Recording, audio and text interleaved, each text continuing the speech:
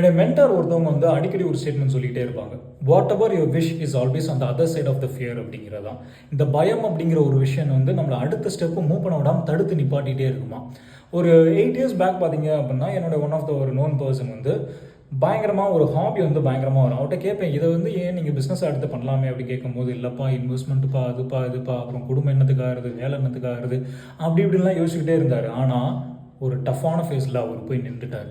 அடுத்து என்ன பண்ண போகிறோம் அப்படிங்கிறது ஆப்ஷனே தெரியாமல் வேறு வழியே இல்லாமல் தன்னோட சொந்த ஊருக்கே போய் அவருக்கு என்ன ஹாபி வருமோ ஆத்மார்த்தமாக பண்ண ஆரம்பித்தார். எந்த ஒரு விஷயத்துக்காக பயந்துக்கிட்டே இருந்தாரோ அந்த ஒரு விஷயம் இன்றைக்கி அவரை டாப்பில் நிப்பாட்டி வச்சிருக்கு. ஒரு 2 days பேக் அவர்கிட்ட பேசும்போது அவர் சொன்ன ஒரே ஒரு விஷயம் என்ன அப்படின்னா, அன்னைக்கு அது நடக்கலை அப்படின்னா இன்றைக்கி அது நடந்திருக்காது, இன்றைக்கி நான் அந்த ஒரு ஹாபியை நான் தொடர்ந்துருக்க மாட்டேன், ஸோ எல்லாமே ஒரு நல்லதுக்கு தான் அப்படிங்கிற மாதிரி அவர் சொன்னார். ஸோ என்ன அப்படின்னா, இன்கேஸ் ஒரு ரிஜெக்ஷன், ஒரு ஃபெயிலியர், இனி நான் என்ன பண்ண போகிறேன், என்ன அடுத்த நொடி நான் என்ன பண்ண போகிறேன், என் ஃபேமிலி என்ன ஆக போகுது அப்படிங்கிற மாதிரியான ஒரு சினாரியோ ஒரு சர்க்கம்ஸ்டன்ஸில் நீங்கள் இருந்தீங்க அப்படின்னா ஒரே ஒரு கேள்வி மட்டும் உங்களுக்கு கேட்டுக்கோங்க.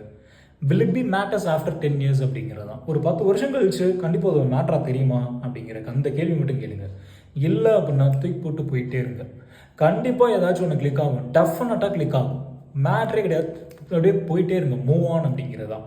ஸோ எந்த ஒரு விஷயம் நம்மளை பயன்படுத்திக்கிட்டே இருக்கோ அந்த ஒரு விஷயம் தான் நம்மளை ஃப்ரீ பண்ணிவிடும். So whatever your wish is always on the other side of the fear.